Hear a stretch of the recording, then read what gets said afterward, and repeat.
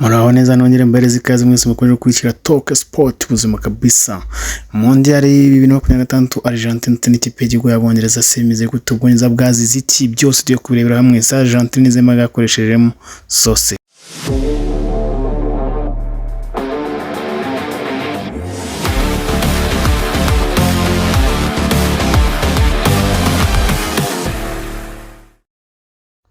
Twari tugatse kuri iyi match kandi rero Ubwongereza ndetse na Argentine yaraye mu ijoro ryakeye. Tukaba tugiye kureba rero amakosa ikipe y'igihugu y'Ubwongereza yakoze ikarangira itsinzwe, ndetse turareberamo kandi n'icyo ikipe ya Argentine nayo yagendeho itsinda, ndetse ese Argentine niyo ihabwa muri gutwara igikombe cyangwa se ni Espagne. Rero amakosa atanu amwe tugiye guheraho ku Bwongereza aho byapfiriye,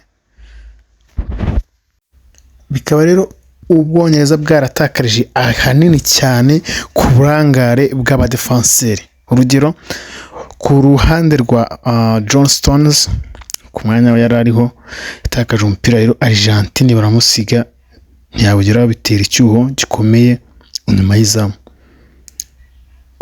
Gufata imyanzuro kwa Jordan Pickford, uyu mugaride kabisa yagaragaza imyanzuro itari myiza mu gihe cyo kurinda izamu n'abadefanseri harimo ba John Stones ubwo bagiye bamuhemukira. Navuga ko wenda akina no mu ikipe idakomeye cyane kuko akina mu ikipe ya Everton, abandi bakinnyi bakomeye cyane abagaride ntago bakina muri shampiyona y'Ubwongereza, ntago ari Abongereza.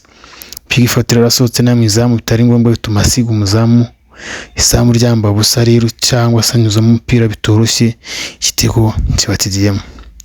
Kutavugana hagati y'aba mediateri Ubwongereza myugariro n'abadefanse b'inyuma, rero bagiye bananirwa gufunga imipira ihindurwa mu rubuga rwayo, bituma rero Argentine yibonera uko itsinda mu mpande. Gutakaza umupira hagati mu kibuga bw'abakaseri harimo nka Declan Rice ari gukina afite n'ikibazo cy'umunaniro. Navuga ikipe ya Arsenal imaze imyaka 2 mugenderaho, amaze gukina Champions League. Champions League abanje yagejeje muri kimwe cya kabiri, Champions League iheruka yageze ku finali, Arsenal itakaza kuri finali ku munaniro mwinshi cyane yari afite.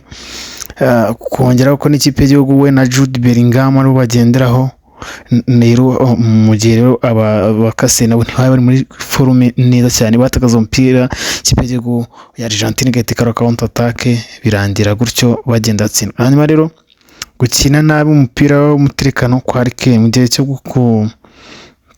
cyo kugarira imipira iteye nabi, set pieces Kane ntiyasimbutse neza ngo akureho umupira, bituma Argentine ubona mu nshunda kuri cya gitego rero cya kabiri bakora marikage mbi cyane. Ubwo rero akaba uko ikipe y'igihugu ya Argentine yageze finali ikipe y'igihugu y'Ubwongereza ikarangira itashye. Kadukomeze rero tugenda tukubitamo n'izindi update zindi zigiye zivugwa ku uyu mukino ndetse na finale. Ikintu rero cyafashije ikipe ya Argentine kwitwara neza umukino n'igitego 2 ni ubuhangange na mayeri umukinnyi ukomeye kabisa mukuru cyane Lionel Messi. Yayoboye umukino neza, atanga imipira avuyemo ibitego byombi nyuma yuko England banje gutsindwa. Argentine rero ntiyacitse intege ko yakomeje gusatira. Urugero igitego cyo ku munota 45 gishyuye cya Enzo Fernandez. No gusoma neza umukino k'umutoza w'igihugu y'ubu ya Argentine Lautaro Martinez nje yasimbuye atsinda n'igitego cy'intsinzi mu minota y'nyongera. England irasubiye inyuma irindi igitego kimwe yari ifite, rero ifata umupira irangiza n'umunota nta gitego ibonye. Muri make ibanga rikomeye ryafasha Argentine no kwihangana guhindura amayeri mu gice cya nyuma cy'umukino n'uburyo bwa Lionel Messi mu kurema uburyo bw'igitego. Lionel Messi yagaragaje ubuhanga bukomeye cyane kuri match rero, kuko hari yatanze assist ebyiri, yateye kona igihe mu gitego wari wafashwe cyane bikomeye, ariko agerageza gukinisha bagenzi be.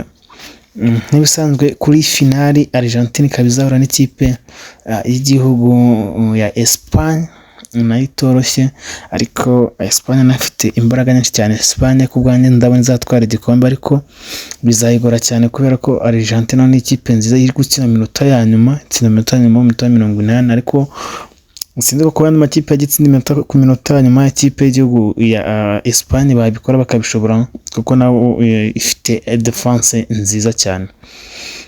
Akaba ari ubwo bwunganizi kuri match y'ejo kuri njye nuko njye mbibona. Hasigaye rero nimba tugezanga turakora subscribe, share, comment, wayikora kabisa, tukajya ntitwagenda tutabwiye mu yindi mikino bagiye bahura mu mateka y'igikombe cy'isi yagiye bahuza ko byagiye bigenda. Mu mwaka w'igihumbi kimwe magana cyenda 1962 Ubwongereza bwatsinze Argentina 3-1. Hanyuma mu mwaka w'igihumbi kimwe magana cyenda 1956 kimwe cya kane igikombe cy'isi Ubwongereza bwatsinze Argentine, nyuma iza kwegukana igikombe. 8-6 kimwe cya kane mu gikombe cy'isi Argentina yatsinze 2-1 England. Uyu ni umukino uzwi cyane kubera igitego cya hand of God n'ikindi cyiswe goal of the century cyatsinzwe na Diego Maradona, mu bavuga ngo ni igitego cy'akaboko.